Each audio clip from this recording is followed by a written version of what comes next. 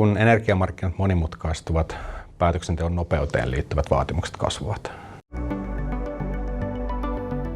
Energia-ala on poikkeuksellisen otollinen ympäristö tekoälyn hyödyntämiselle, sillä se nojaa reaaliaikaisuuteen ja suuriin tietomassoihin.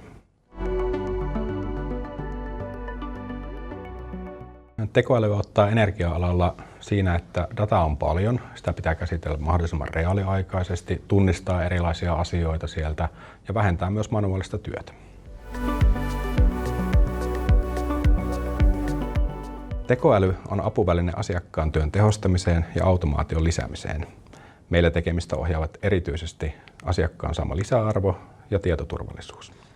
Energiayhtiöiltä odotetaan entistä parempaa asiakaskokemusta, tehokasta toimintaa ja nopeaa reagointia markkinoiden muutoksiin.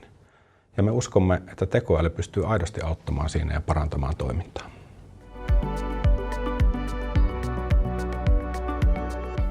Energia-alahan on yhteiskunnan kriittinen toimiala ja sen takia mekin suhtaudutaan dataan liittyviin vaatimuksiin todella vakavasti.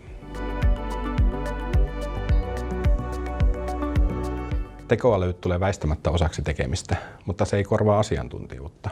Sitä tarvitaan jatkossakin, jotta tekoälyä voi hyödyntää osana prosessia.